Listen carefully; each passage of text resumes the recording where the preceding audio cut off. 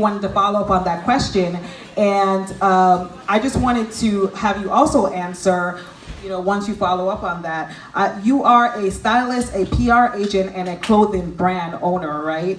And so I feel that you give a very unique and multifaceted experience to marketing. And so I wanted to know, what are 2 unconventional marketing strategies that you would recommend to us as you follow up on that question?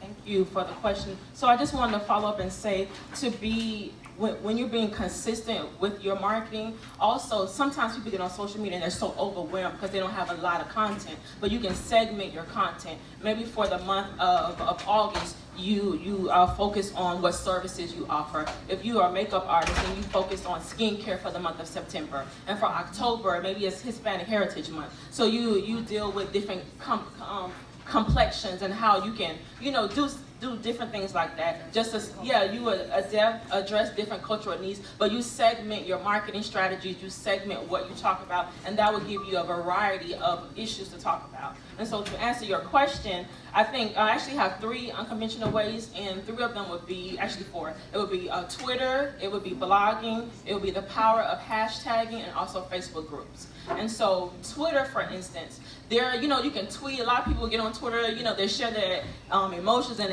how they feel about the day. This morning woke up, stuff like that. I'm not talking about that type of tweeting about your feelings, but tweeting with a purpose. So you tweet the people who you want to work with. So if Gabrielle Union is someone who you want to work with, then you tweet Gabrielle Union every day, and you tweet her your makeup tips, or I saw that you had this on yesterday. I would love to work with you today. This is what I offer. You tweet those people, and maybe they'll like it, maybe they won't like it. You just never know. I love Fred Hammond. He's like one of my favorite artists, and I've tweeted him a couple of times, and he's responded to me.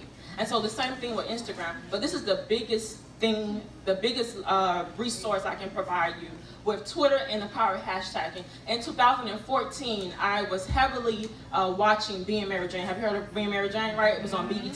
So I was an avid Being Mary Janer. I was on Twitter every Tuesday at 10 o'clock talking about Being Mary Jane, how Gabrielle Union needs to get her life together, the character that she played. And so I was all into it. I even had a blog about it, Not Your Average Model. And so I would tweet and I would use the hashtag for Being Mary Jane. And because of that, BET's executive director contacted me. So they went and searched how many people used the hashtag of Being Mary Jane. They went to my profile on Twitter because my stuff was tight, right? So I found a way for them to contact me. So they went to my profile. The profile led them to my website that led them to contact me. And they called me. I'm like, this is BET. You're not even in Miami. You don't even have offices in Miami. You're in New York and LA. It was like, how did you find me? But they found me that way. And so because I was tweeting and I was hashtagging about Being Mary Jane, but it was also in line with my focus and my message, which is what she was talking about. It was in line with my message. I'm not just tweeting about, anything. I'm tweeting about love, relationships, women in business, because that's my platform, that's my message. And so because of that, I believe, in addition to a favor, of course, they found me and they contacted me. So it was for a pilot show that they were pitching for Being Mary Jane with bloggers. The show didn't get picked up, but they still found me. So I thought that was like something. So it was, I'm in the system, thank you.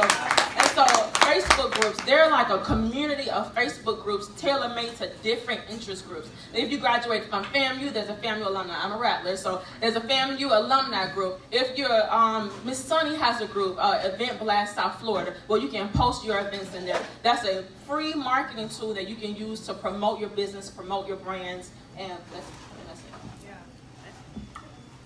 I think that those are some fantastic tips. I think a lot of times we don't realize the power of social media and how you tag in a major corporation or an influencer or a celebrity or anyone who's high profile, how